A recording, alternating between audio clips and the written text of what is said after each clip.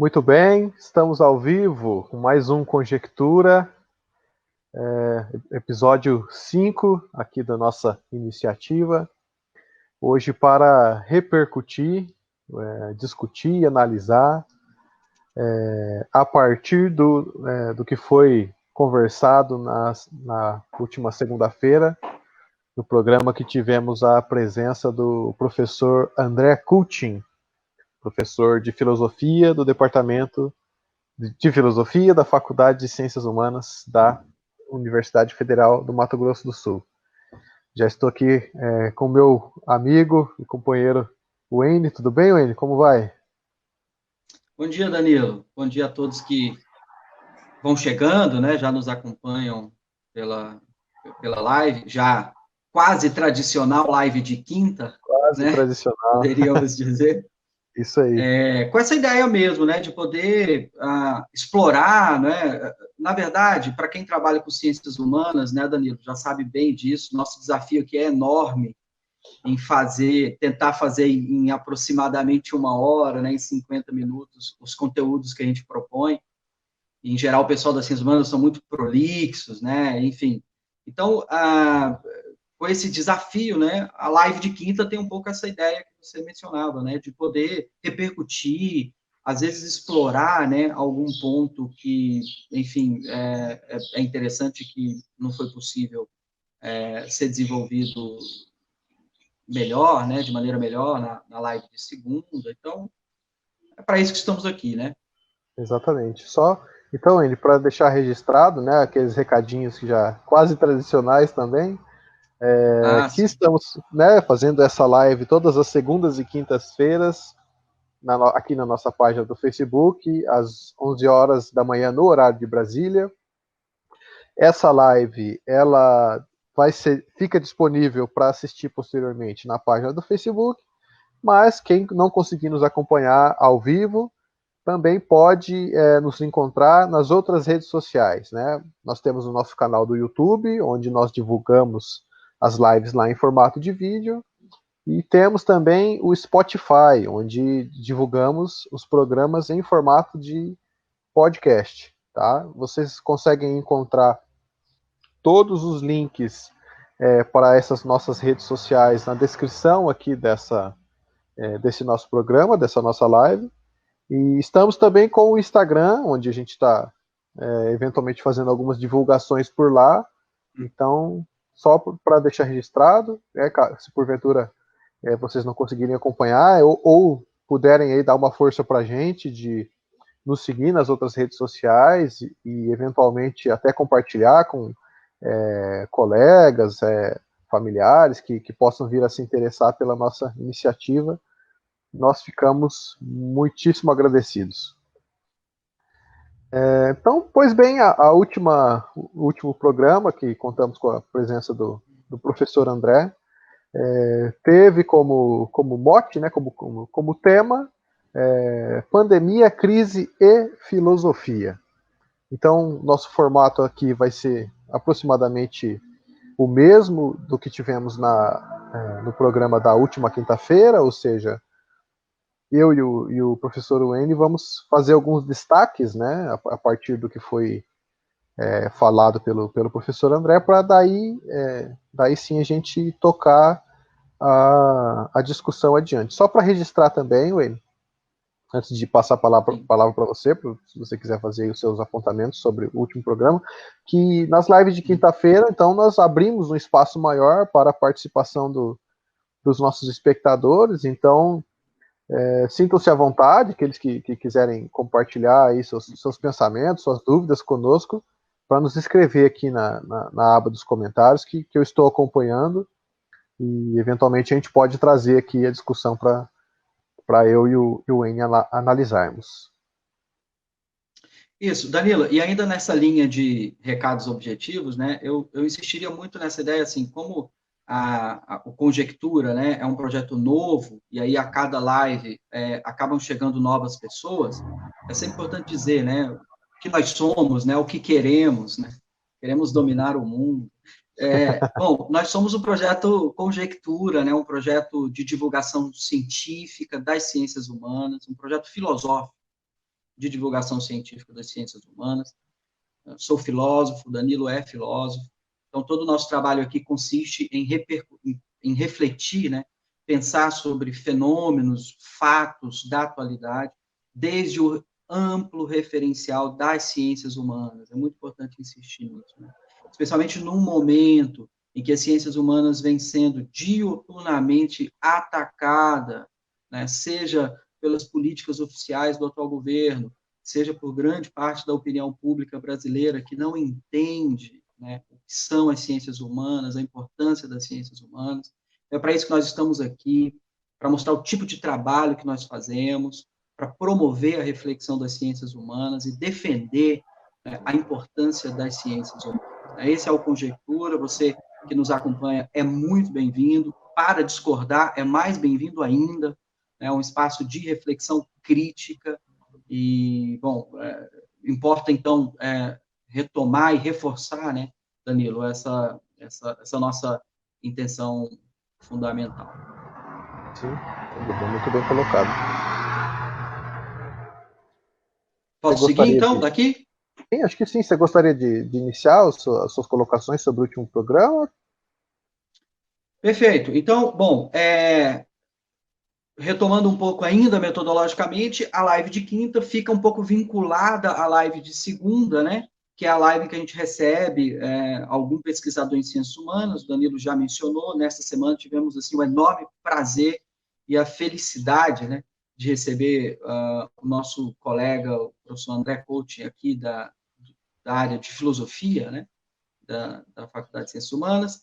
E o André, então, trouxe o referencial com o qual ele trabalha para pensar o problema da pandemia, da crise e da filosofia. Então, assim, a exposição do André, para quem acompanhou e para quem não acompanhou, pode acompanhar, porque está disponível aí nas redes em que o Danilo mencionou. A exposição do André foi uma exposição muito clara, né, Danilo? Assim, uma clareza exemplar, né? Em nenhum momento o André se posicionou ou disse qualquer coisa que tenha ficado confusa, seria assim, uma primeira observação que eu faria, e que, portanto, não se trata aqui de confrontar, né, qualquer posição que o André tenha trazido, mas muito mais pensar a partir do que ele trouxe.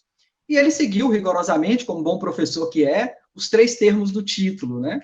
Fez uma pequena inversão, preferiu começar refletindo sobre a filosofia, depois refletiu sobre a crise e depois refletiu sobre a pandemia, né? No momento final em que ele, inclusive, nos possibilitou aqui, em alguma medida, uma certa experiência estética, quando retomou os gregos e a física e a relação do homem com a natureza. Então, assim, do primeiro, então eu vou seguir o percurso que o André seguiu aqui na minha retomada, destacando o que eu acho interessante para a gente pensar hoje. Bom, sobre a filosofia,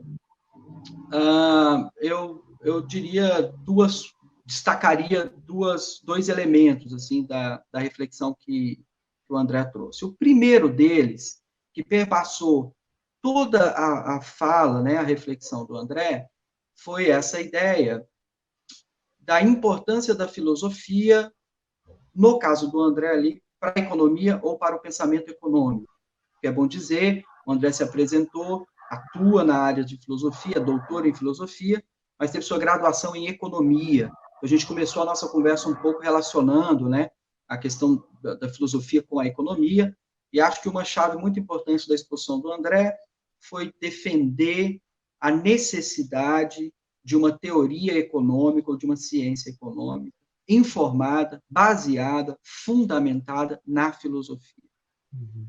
O André apresentou seu referencial teórico, que é Marx, e defendeu que a teoria econômica de Marx, portanto, é uma filosofia. Mais uma vez, o André insistiu nisso durante a sua exposição, e acho muito importante essa insistência do André, né? Eu até dizia na live passada e digo hoje, não só a economia, né, mas toda uma série de áreas, né, e de dimensões da cultura que seguramente poderiam receber as contribuições não apenas do fundamento filosófico, como eu disse, mas das ciências humanas em geral, né?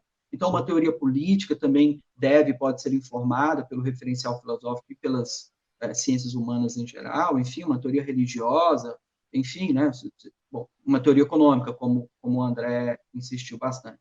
E não é uma insistência retórica meramente, né? Eu acho que o que o André foi apontando é o tipo de prejuízo ou de mal político que nós temos quando não temos, no caso, então, da economia, uma economia informada, né, subsidiada, fundamentada pela filosofia. Então, esse é o primeiro destaque que eu faria a respeito da filosofia, né? Quer dizer, essa necessidade ou a importância, né, de uma informação maior, oriunda, né, da filosofia ou das ciências humanas. Nesse sentido, Danilo, a gente pode pensar depois, no decorrer da nossa conversa, uma hipótese, uma conjectura bastante ousada, né, que eu vou fazer aqui agora, assumindo riscos, porque acaba sendo esse o nosso papel, de pensar o seguinte, seria possível pelo menos questionarmos assim, o quanto grande parte da gravidade da crise que nós vivemos hoje no Brasil,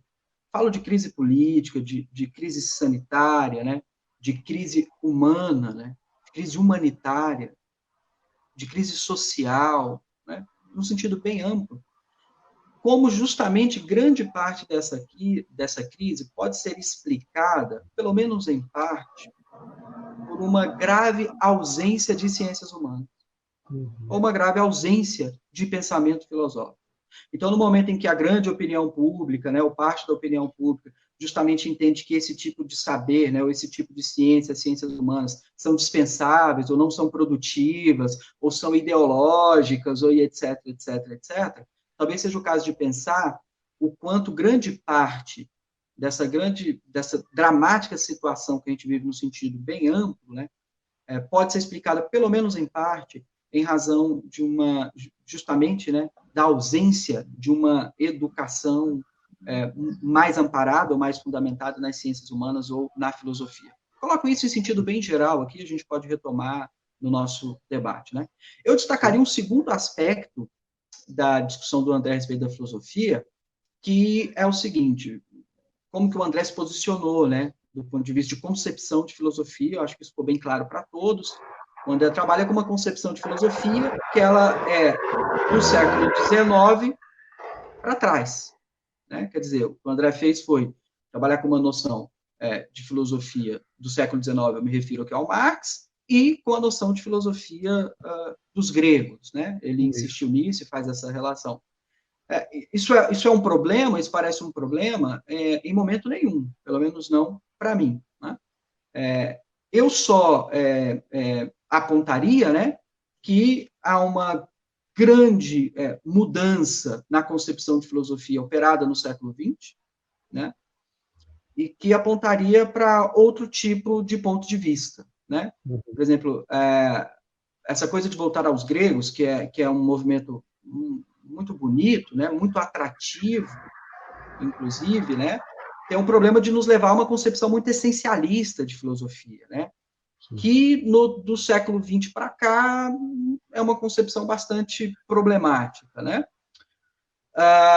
Então, teria, não posso dizer limite, né, mas, quer dizer, talvez se a gente pensasse numa concepção de filosofia do século XX, que já não compactua mais com um certo essencialismo, com essas figuras de uma unidade da realidade, né? Ainda assim, eu estou propondo aqui um outro ponto de vista, né? Ainda assim, aquela primeira tese do André de uma economia ou de uma teoria política ou teoria econômica baseada na filosofia continuaria importante, né? Então, por exemplo, a gente poderia pensar numa espécie de teoria econômica, só a título de exemplo, baseada, por exemplo, numa tendência filosófica do século XX, que é a fenomenologia, né? Então, desconheço completamente, né? Nem estou dizendo que existe uma economia baseada na fenomenologia, mas suponho que haja. Né? Se alguém tiver melhor informado que eu, por favor, que se manifeste aí. Mas no sentido de trazer que uma outra concepção de filosofia também pode ser compartilhada com essa ideia de um fundamento para a economia, né? e que talvez, para o quadro contemporâneo ou atual, atendesse melhor aos desafios atuais. Né? Eu faria essa... Depois a gente pode retomar e discutir esse problema. No segundo ponto, o ponto da crise, né? Eu entendi que o André ele preferiu manter uma posição de reserva crítica em relação à crise, né? O que eu estou querendo dizer com isso? Que a argumentação dele foi muito no sentido de dizer, olha, na verdade, essa crise está aí muito antes da pandemia, né? Ele insistia, é uma crise do sistema de saúde, por exemplo, né, que bem antes da pandemia já existia, quem trabalha com o sistema de saúde sabe disso, né? Então, o André, ele se posicionou muito do ponto de vista de uma reserva crítica nesse sentido, inclusive muito preocupado com uma espécie de retórica da crise, né, nos mostrando como que a retórica da crise sempre é retomada em determinados momentos na história. Ele deu exemplos, né, de algumas crises, interrogados por nós, né, em que a gente falava, sim, André, mas tem um problema do emprego, né, e ele insistia nisso, não, mas também o discurso, a retórica do emprego, ela é retomada em determinados, para determinados objetivos, né, no caso lá ele falava de uma economia que só pensa em lucro, e que, então, a preocupação com o emprego não seria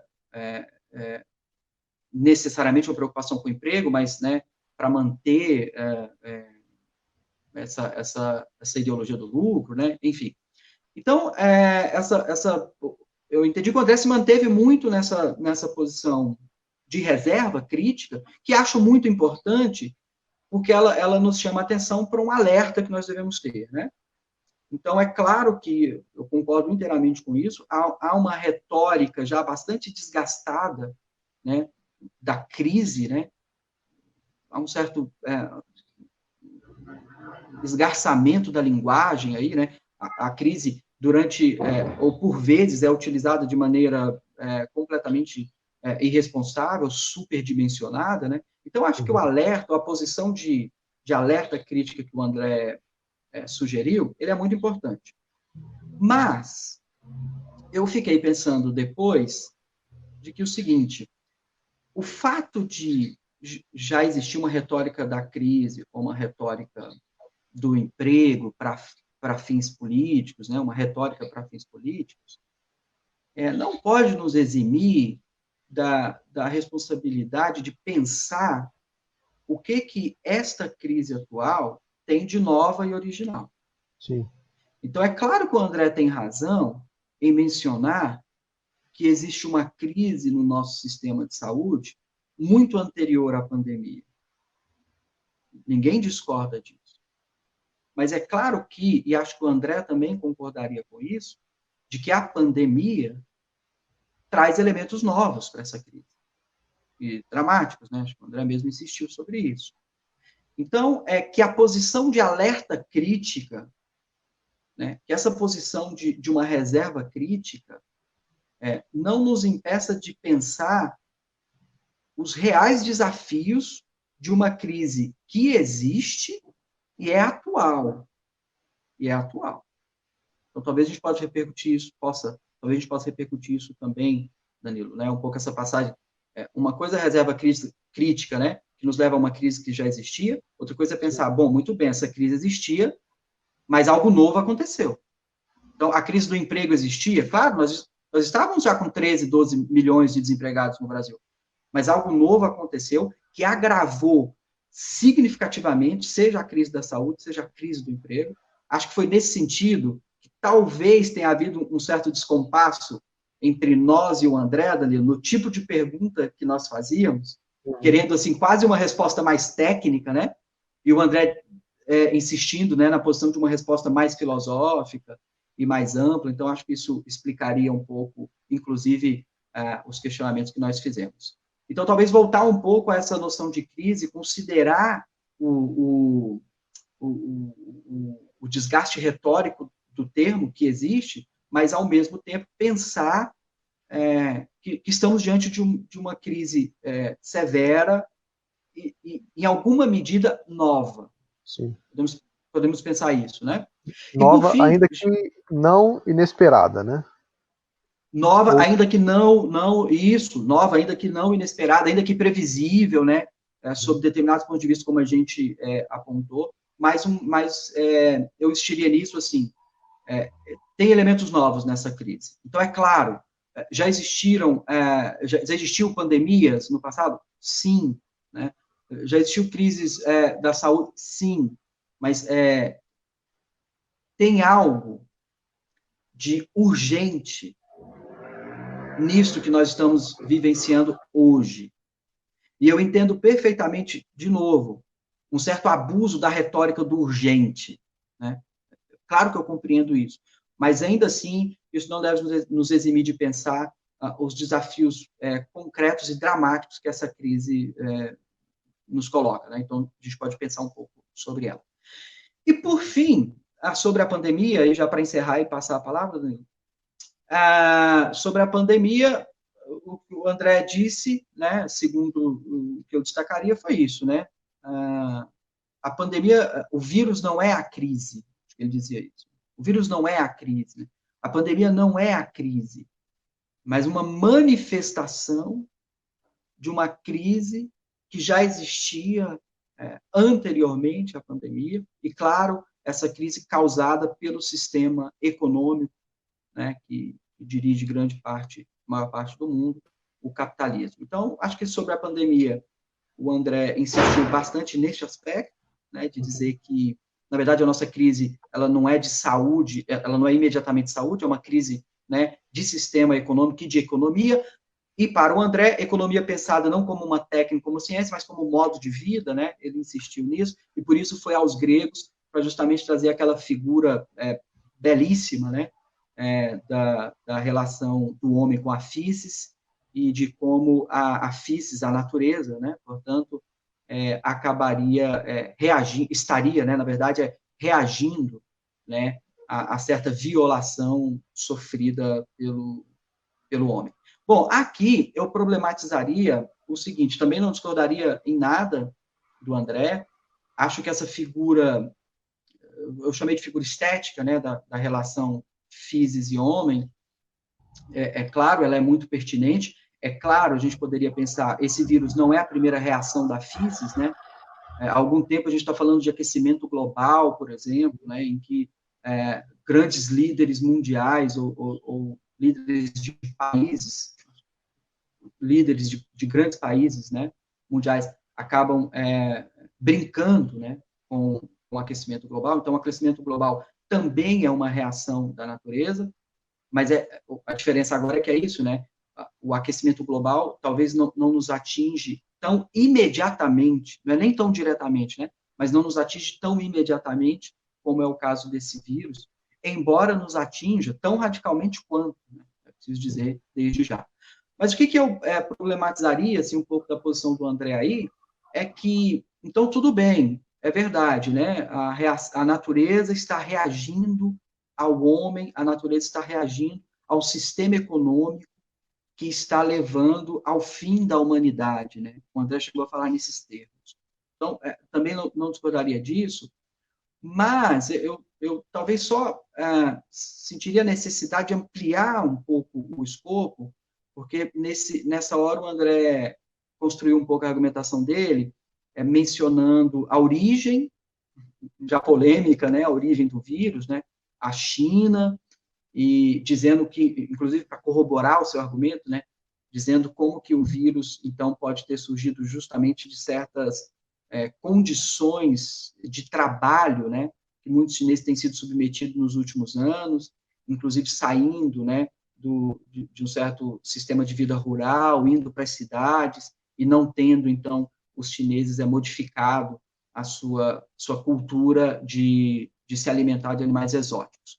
Então, eu concordo com o André, no sentido de que o sistema econômico, né, ou o capitalismo, tem relação direta, né, com, com, com essa situação do vírus. Mas acho que ele não explica tudo. Né? Não explica tudo. Então, aqui, talvez, eu fico pensando, eu também não vou explicar tudo, né, mas vou dizer o que eu quero dizer, Aqui, talvez, por exemplo, um antropólogo cultural, né, a gente está falando de ciências humanas, poderia, por exemplo, trazer a importância cultural desse hábito de alimentação de animais exóticos dos chineses, né? Que eu não sei, suponho ser um hábito tradicional, quem sabe milenar. Não sei, não estou dizendo que é, estou dizendo que talvez, então, ampliando um pouco, né, o olhar sobre a cultura chinesa, né, nós poderíamos nos embasar melhor acerca da origem, né, do vírus. E, claro, não se trata de condenar a cultura, né? A gente pode pensar, inclusive, aqui, né, em certos hábitos alimentares nossos, né, brasileiros, que, enfim, né, justificados pela cultura, acaba não se distanciando, em alguns aspectos, né, de muitos hábitos existentes aí pelo mundo. Falei demais, Danilo. Acho que é isso, por favor. Enfim, fica à vontade aí para, inclusive, problematizar o que eu disse aqui. Sim, sim. Ele teve várias colocações. Eu não sei se teria memória tão boa para a gente poder retomar todos eles até o final do nosso Sim. programa, mas assim, eu acho que eu vou tentar ser um pouco mais breve no sentido dessa retomada para que a gente possa passar logo para essa etapa da problematização, mas eu vou tocar também alguns pontos que você mencionou.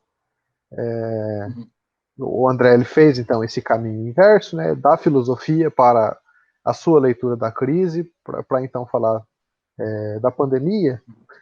Quando ele faz essa, como você bem colocou, né, ele tem como principal ali, referencial teórico a teoria do Marx, mas a teoria do Marx, posso dizer assim, analisada ou interpretada sob uma ótica ou sob um viés, ou ao molde da filosofia antiga, pode-se assim dizer, né? Porque o André ele faz questão lá de retomar aos filósofos pré-socráticos que tinham como preocupação filosófica a identificação do uno. O que seria o uno? Né? Seria aquela substância que a partir dela toda a realidade se constitui. Né? Então seria aquilo que está por detrás, aquilo que está de verdadeiro que está por detrás do aparente, pode-se assim dizer. Até posteriormente eu vinha conversar com o André a esse respeito, ele demonstrou uma ligeira preocupação com esse ponto de vista, porque na medida que se busca essa unidade, né, ou que se busca essa substância que está por detrás do aparente, que se reflete nas opiniões, dá-se a entender, ou melhor, pode-se dar a entender, de que, na verdade, há um desprezo para com o sensível, para com o corriqueiro, para com as opiniões, e que o que é relevante, em última instância, o que de fato importa não são as opiniões, mas sim uma análise que esteja fundamentada, né, nessa substância última, por assim dizer, que o André acredita, né, ou defende ser a economia, né, ou a matéria. Não é exatamente esse o termo que ele usou, mas acho que a gente poderia aplicá-la aqui sem muito desvio do que ele está dizendo. Ou, assim, para tentar resumir, para tentar ser mais simples, né, para tentar ser mais claro o que eu estou querendo dizer. Me parece que o ponto de vista do André é, então, que os fenômenos, os acontecimentos, eles são seriam determinados, então, por um motor que estaria subjacente a esses fenômenos, e esse motor ele seria um motor de caráter econômico, por assim dizer. Um motor que determina o modo como nós produzimos as coisas e como nós nos reproduzimos. Né? Acho que é um pouco nesse sentido, e daí ele ficou preocupado por achar que havia essa que poderia dar ensejo de que há um desprezo para com as opiniões. Acho que isso não chegou a ser transparecido, né, na fala do André. Eu, pelo menos, não tive essa percepção, mas ele fez questão de acrescentar que, na verdade, não é de modo algum um desprezo para com as opiniões, Mas é, por outro lado, uma valorização, sim, do trabalho do filósofo, que busca uma análise um pouco mais aprofundada, um pouco mais séria, um pouco mais rigorosa. E, enquanto atividade filosófica, então, parte da atividade filosófica é justamente essa de tentar encontrar aquilo que permanece regular mediante as irregularidades ou os acontecimentos diversos. E o André compartilha, então, dessa visão de que é não uma rejeição da opinião, mas sim uma valorização da filosofia, que, como você bem colocou aí no início da sua fala, já tem sido, da filosofia e das ciências humanas, de modo geral, né? E que já são áreas do conhecimento que já têm sido bastante atacadas e bastante negligenciadas. Inclusive, eu fiz questão até de anotar aqui sobre aquele ponto que você mencionou, para nós discutirmos posteriormente, se a crise não perpassa um desconhecimento abrangente, eu posso dizer assim, um desconhecimento alastrado a respeito do modo de funcionamento ou a respeito da natureza mesma da filosofia e das ciências humanas. Né? Então, a partir desse motor, posso dizer assim dizer, né, desse modo de enxergar a realidade a partir de uma determinação econômica, o André, então, ele passa para essa análise da crise.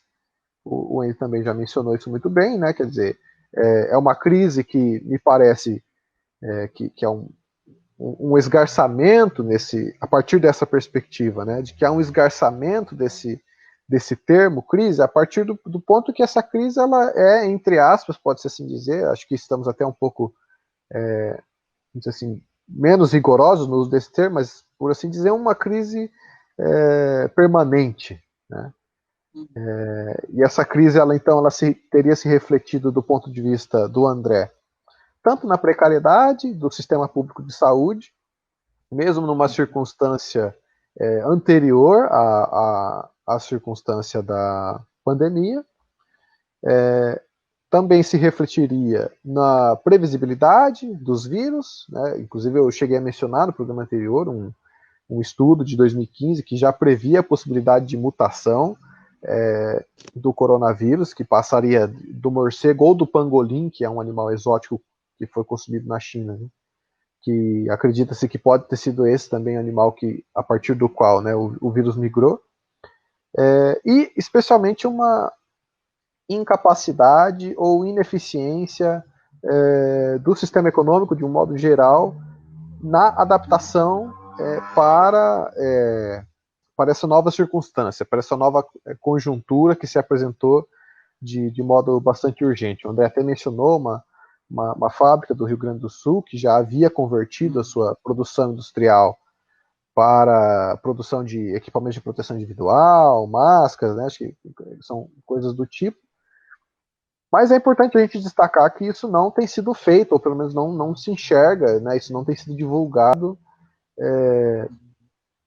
pelo menos aqui no nosso caso, no Brasil. Né? Eu soube que nos Estados Unidos o Trump tomou a iniciativa de solicitar que, salvo engano, a General Motors convertesse parte da sua planta industrial para fabricação de ventiladores, né, que são utilizados, né, nos hospitais. Aqui no Brasil, vai um pouco de encontro com o que você havia dito também no último programa a respeito de uma falta completa de planejamento, de orientação no enfrentamento dessa pandemia, né, Wendy? No sentido assim, nós estamos realmente carentes de medidas efetivas e, posso dizer assim, de um norte. Acho que esse é um termo que resume bem. Estamos carentes de um norte a partir do qual a gente pode seguir. Né? Por quê? Por que estamos carentes? Porque o próprio ministro da Saúde vem e faz questão, até não está equivocado, num certo sentido, de falar que o Brasil é um país muito plural, muito diverso, e que, portanto, nós temos que tomar medidas particulares para situações e casos particulares. Ok, isso até faz algum sentido, mas existem certas determinações que precisam ser tomadas independente das circunstâncias. Né? Apesar de o Brasil ser um país plural e muito diferente, nós sabemos da necessidade do isolamento social, nós sabemos da necessidade do pagamento da renda básica emergencial, nós sabemos da necessidade de hábitos de higienização, né, das mãos, do álcool em gel, uso de máscara, né?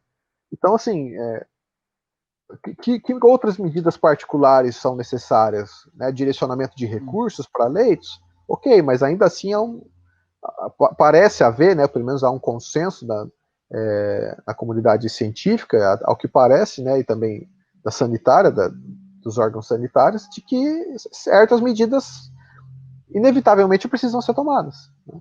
Ou essas medidas, ou medidas até mais drásticas, como testes em massa, e a partir desses testes em massa, identificação de potenciais focos, e a partir dessa identificação, então, liberar as pessoas que estão livres da infecção. Isso não parece estar vamos dizer assim, no radar, né, do que a gente vai fazer no Brasil, haja vista a escassez de testes com que a gente está tendo que lidar. Mas, enfim, isso aqui já foi um desvio um pouco maior, né, do que a gente havia dito. Mas, e o André, ele insiste bastante nessa questão, e eu até, vamos dizer assim, incentivei que ele continuasse nisso, né, com as nossas perguntas, nossas colocações, no sentido de que há sempre um interesse econômico por detrás, né, no sentido de que mesmo essa inação, pode-se assim dizer, do Poder Executivo, federal, mesmo essa narrativa difusa, confusa, ela poderia sim estar atendendo a interesses econômicos, né? Ela no sentido assim de que ela existiria em função de proteger determinados interesses que não poderiam ser frontalmente atacados e que seriam frontalmente atacados caso medidas efetivas no combate à pandemia fossem tomadas. Acho que aqui também tendo a concordar com você que há posso dizer assim, uma pequena divergência nossa com relação ao André, no sentido de que explica tudo, mas talvez não explica muito, mas talvez não explique tudo. Quer dizer, quando nós assumimos que o fundamento último para a explicação dos fenômenos são as relações econômicas, a gente deixa de lado um viés, pode-se assim dizer, mais hegeliano, né, mais voltado à questão da ideia, ou pode-se assim dizer, sim, até da ideologia. Claro, né, o André possivelmente contra-argumentaria falando, não, mas a própria ideologia ela é formada a partir de interesses econômicos. Pode ser, mas eu acredito que em dado momento é possível que tenha havido um descolamento nesse sentido, de que essa ideologia que vem sido propagada, né, pelo Executivo Federal, ela ganha uma certa autonomia, pode-se assim dizer, de interesses econômicos. Né? Ela é uma narrativa que, pela própria repetição, ela já não sabe mais a que serve, ela serve a ela própria, né? E ela se dissemina por esse motivo. E causa danos assim que são irremediáveis. Né? Nós não temos condições de ressuscitar as pessoas que vão ser perdidas em virtude vamos dizer assim, do espalhamento dessa ideologia que é nociva. Por exemplo, nós temos visto os casos agora de um aumento exponencial do número de mortes, do número de diagnósticos, e ainda assim há pessoas que acreditam que há uma notificação em excesso dos casos que têm acontecido no Brasil, inclusive, acho que vale a menção, né, na cidade de Manaus, a capital do Amazonas. Eu fiquei assim abismado ver essa notícia hoje de manhã. Uma tragédia no qual as pessoas elas estão abrindo os caixões para atestar que de fato os caixões estão ocupados com corpos de pessoas que faleceram em virtude do coronavírus. E esse tipo de postura ele surge em grande parte em decorrência de uma desconfiança que vem de narrativas que culpam a mídia, que imputam, né, os demais partidos de oposição que se opõem às medidas que têm sido tomadas. E isso, né, ontem, por exemplo, no programa já que é para se expor, né, Wênia? Vamos pelo menos se expor com fundamento, né? no programa do José Luiz da Atena, na Rádio Bandeirantes, a deputada federal do PSL, que é o ex-partido do Jair Bolsonaro, Carla Zambelli, mencionou que no Ceará os caixões estão sendo enterrados vazios. E como prova disso, ela mostra que uma pessoa está carregando o caixão ali com o dedinho. E daí você corta dessa fala, dessa narrativa, que não é uma narrativa exclusiva dela, frise-se, né? Essa narrativa ela é compartilhada por outras figuras públicas, e você corta e daí você tem o caso que acontece em Manaus, quer dizer, é uma narrativa que é extremamente nociva, e é difícil de enxergar que há vamos dizer assim, uma relação, uma determinação econômica que chegue nesse ponto, né?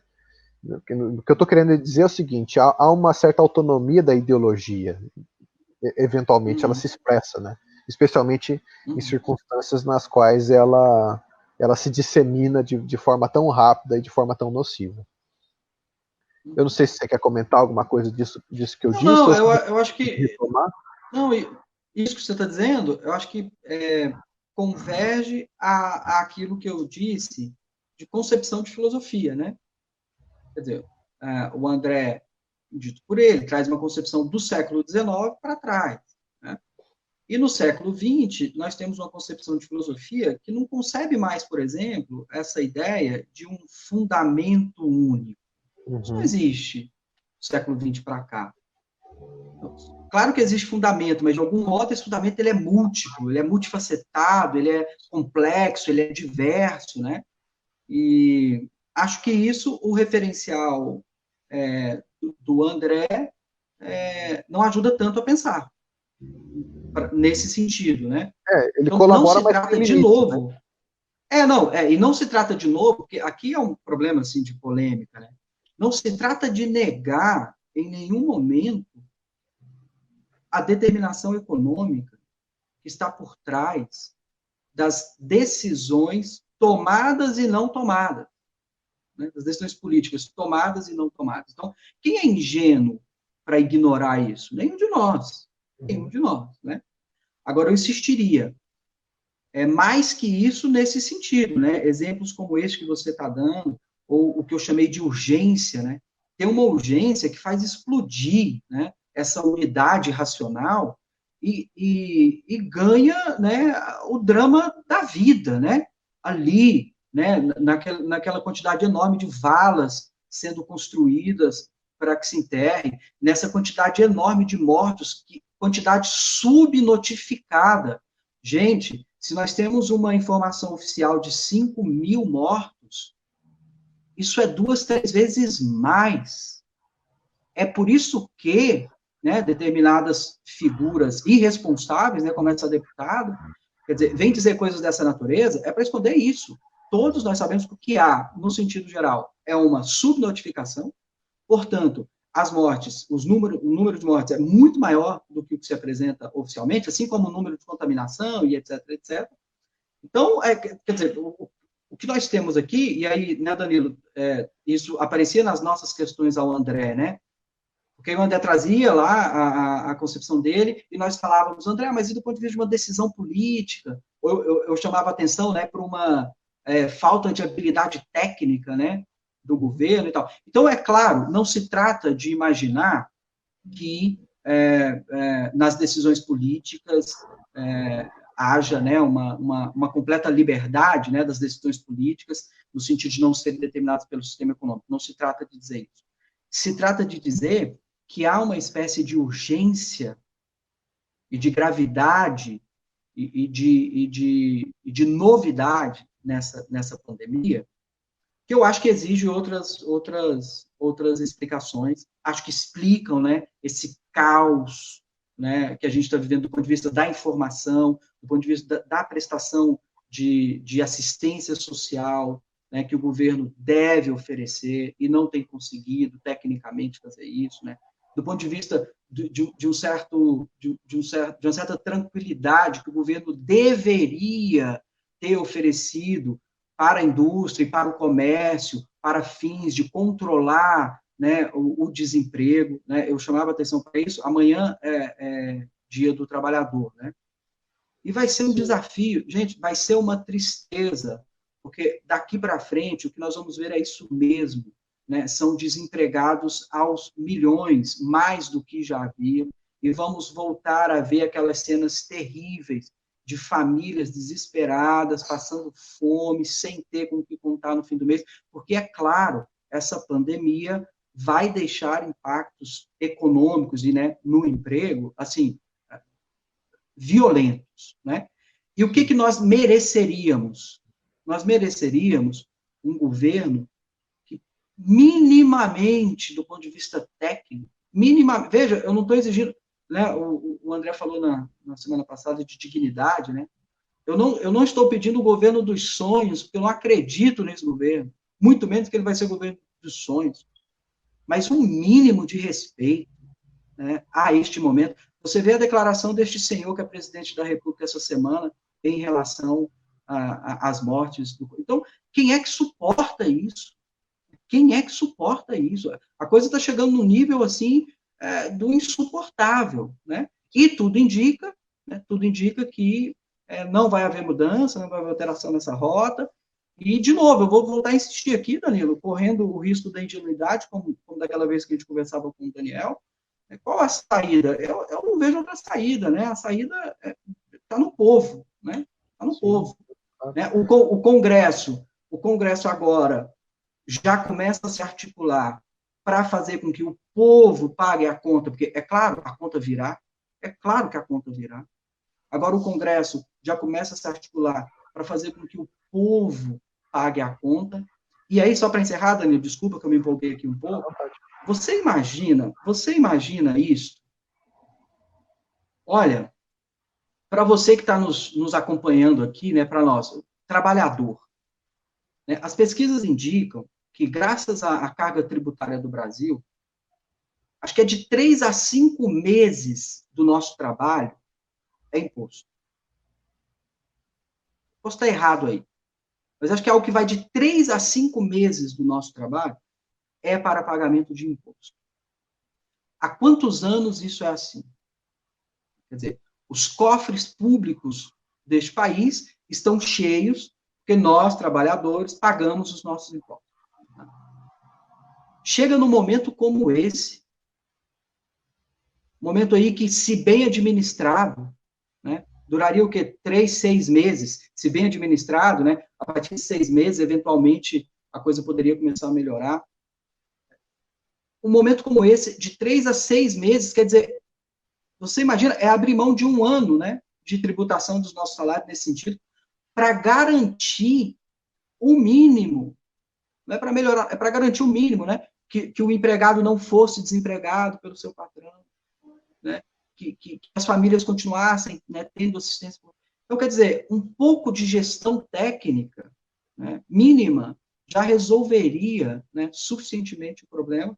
E, bom, o que a gente viu foi outro caminho tomado por esse governo, é claro, por razões ideológicas, populistas e etc. E acho que a saída, então, de algum modo, como eu dizia, vai passar por alguma articulação que é do povo. Né, eu acho que você tem toda a razão nesse ponto. Eu estava essa semana assistindo o My News, que é um dos programas, um dos canais que eu acompanho no YouTube, que tem notícias, eles também recebem convidados, e no programa da segunda-feira, um dos participantes ali, ele fez um diagnóstico que eu achei interessantíssimo, que é o seguinte: o Bolsonaro ele tem insistido muito nessa narrativa de divisão, né, de cisão entre, e até mencionamos isso no programa também com o André, entre interesse da economia e interesses da saúde, né? Uhum. E ele insiste nisso, e ele bate nessa tecla, e inclusive ele força a barra, tanto do ponto de vista do discurso, quanto do ponto de vista das posturas mesmo, participando de manifestações, né, já comentamos isso, favoráveis a fechamento de Congresso, STF, ou ele sai para passear, vai na padaria, né, aglomerar com pessoas, no momento onde o isolamento social é extremamente necessário, né, quer dizer, não dá exemplo público nenhum, mas ele faz isso justamente porque ele sabe que as pessoas não vão sair às ruas para se manifestar contrariamente a ele, porque as pessoas que têm o mínimo de consciência, o mínimo de razão, de raciocínio, sabem que devem evitar aglomerações e, portanto, o tipo de manifestação popular que estamos acostumados historicamente, que é bastante efetiva, que é justamente tomar as ruas em manifestação, não vai acontecer. Ou seja, ele não vai precisar lidar com esse tipo de circunstância adversa e por isso ele força a barra. É claro que, como você bem falou, já tem uma articulação dentro do Congresso Nacional para lidar com essa figura que, né, não tem um norte aí, não nos oferece esse norte no trato dessa pandemia. Pelo contrário, né, é uma figura que se exime de responsabilidade, quer dizer, 5.500 pessoas morreram, e daí? O que eu posso fazer a respeito? Muitas coisas poderiam ter sido feitas a respeito, né? A gente poderia fazer todo o esforço possível e necessário para assegurar uma renda básica que não tem sido paga de maneira efetiva. Nós poderíamos direcionar recursos na compra de todos os insumos necessários, testes, equipamentos de proteção individual, máscara. Nós poderíamos fazer um programa nacional para incentivar, de incentivo e de proteção dos profissionais da saúde, com maior remuneração, sabe, assim, fazendo um programa de revezamento, de repente, sabe, tem inúmeros coisas que poderiam ter sido feitas, mas ele se exume de assumir qualquer tipo de planejamento, também não é nada que ele não tenha feito no resto da sua vida, né, não planejar, né? Enfim, até me perdi no que eu estava falando aqui, acho que eu estava falando do... então, dessa narrativa, né? No sentido assim, de que ele força propositalmente por saber que não há uma oposição que se materializa nas ruas, né?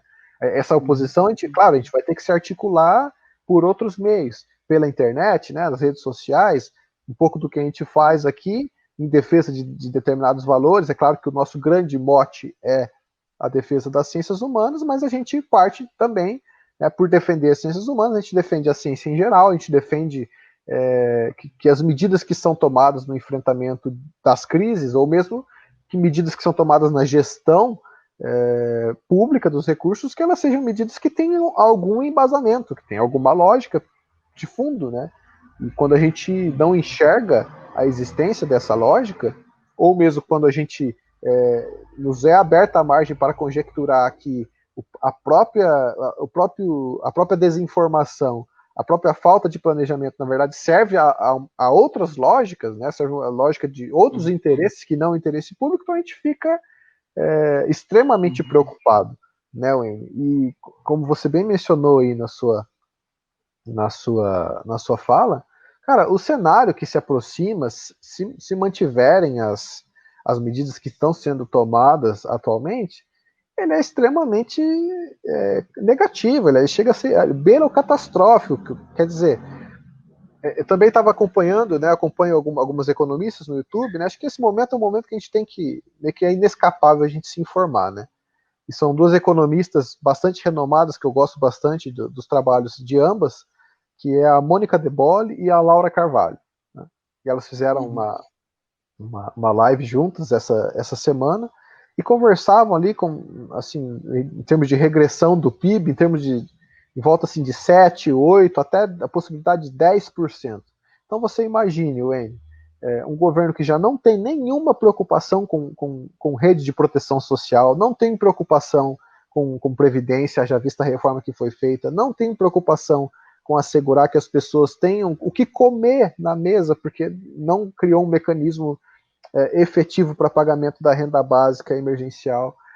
Um governo que sugere uma carteira de trabalho que flexibiliza jornada, que flexibiliza remuneração. Então você imagina isso num cenário onde, após a pandemia, o desemprego vai ter aumentado assim, exponencialmente, as pessoas elas vão ter que se submeter a relações de trabalho das piores condições, muito piores do que aquelas já tinham que submeter anteriormente, com trabalhos informais, sem nenhum tipo de de assistência, é possível que continue e muito provavelmente vá se agravar se continuar a falta de planejamento que está em curso. E eu acho que se o André estiver nos ouvindo, ou tivesse, né, que dizer algo, eu acho que ele entraria agora e diria assim, então, justamente isso, por causa dessa determinação econômica, isso, na verdade, está por trás das decisões desse governo, porque o interesse é esse, etc. E eu diria de novo, né, não acho que devamos negligenciar isso, ou de modo algum, desacreditar disso, é claro que não, porque ninguém aqui é ingênuo, mas acho que é possível pensar saídas. Acho que é possível pensar saídas nessa multiplicidade ou nessa diversidade que o real assume, né, do século XX para cá. Acho que é possível pensar saídas. Acho que nós temos no Brasil o trabalho de uma... Está muito desorganizado o trabalho da esquerda, politicamente falando, mas nós temos, no geral, um trabalho de oposição que aqui e ali vai conseguindo, né, de algum modo, regular minimamente, evitar que a tragédia seja maior do que é.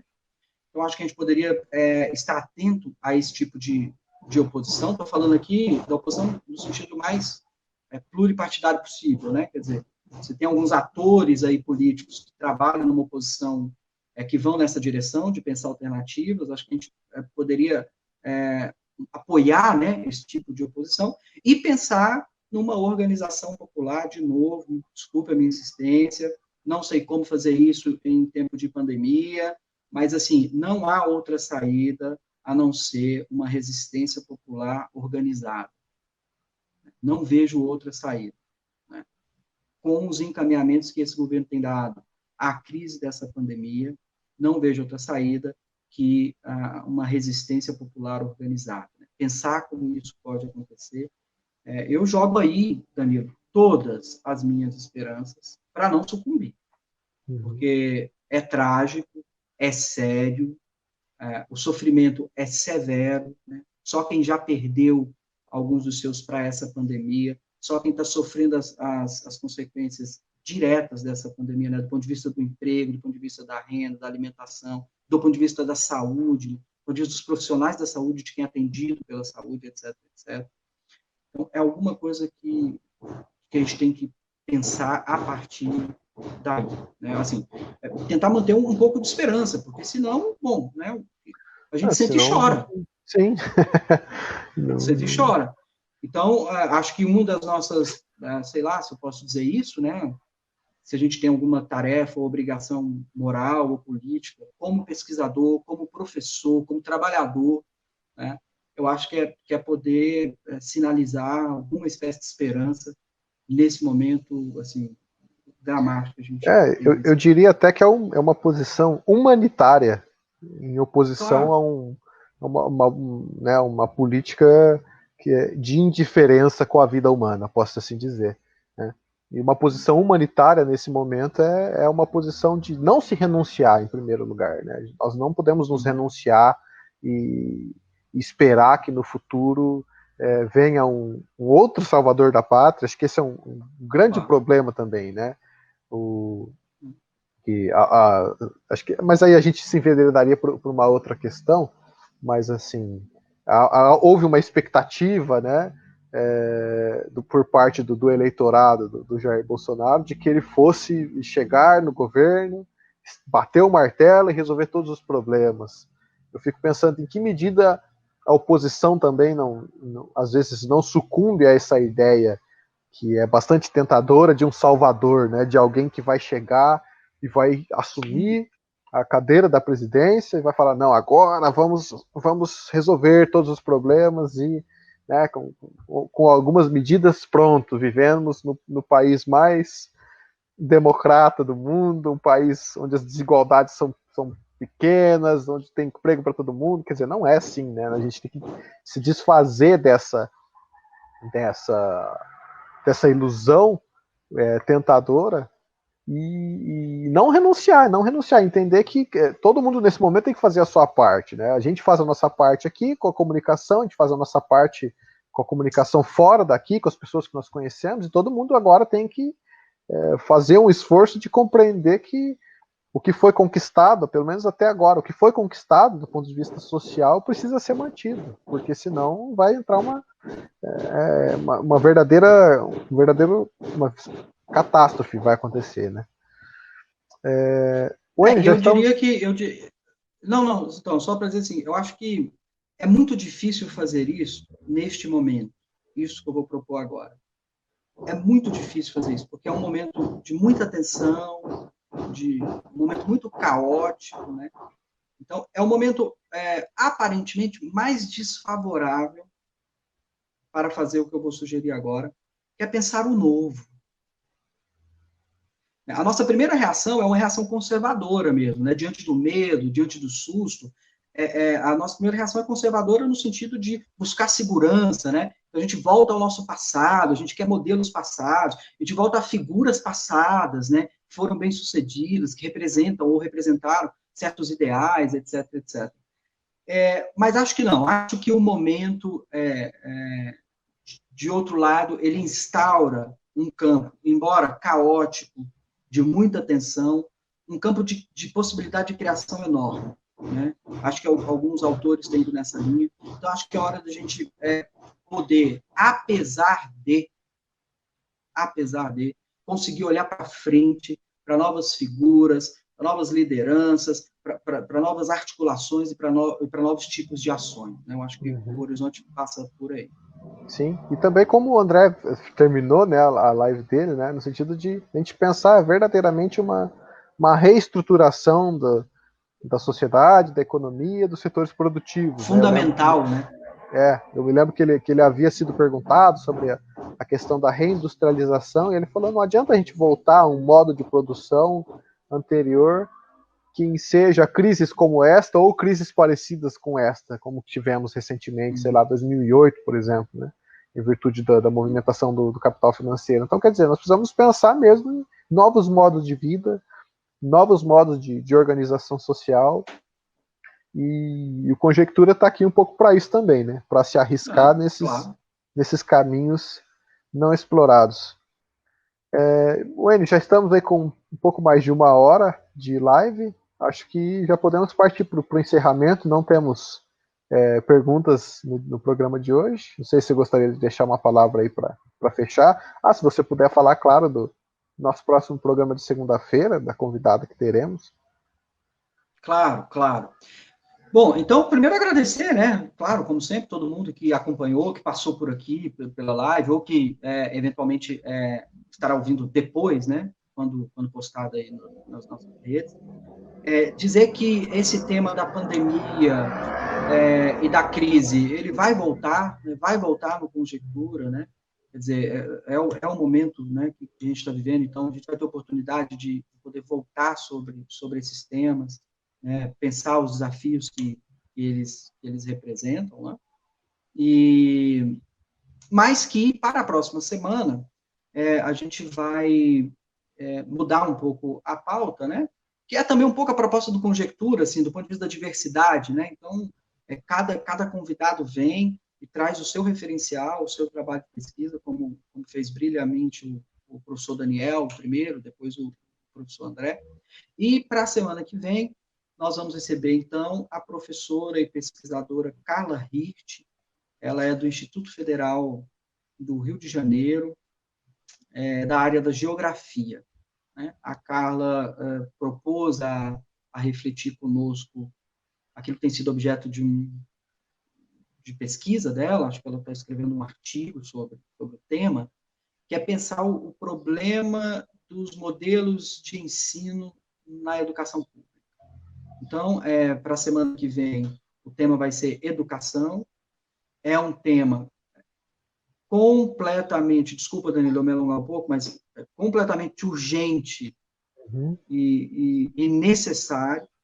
Né? Aproveitar desde já para deixar a nossa manifestação de repúdio aqui às novas orientações do Ministério da Ciência e Tecnologia, que submeteram as áreas das humanidades ou das ciências humanas, né, a uma espécie de subproduto de prioridades técnicas e tecnológicas, inclusive, entre outras coisas, diminuindo, né, seguramente diminuindo a quantidade de bolsas do PIBIC, um programa de iniciação científica realizado nas universidades federais, diminuindo a quantidade de bolsas para pesquisa em ciências humanas, uma vez que as ciências humanas não entram no status de prioridade, mas simplesmente apoiam, né, outras prioridades. Então, a gente quer, desde já, manifestar o nosso repúdio a essa orientação do Ministério da Ciência e Tecnologia,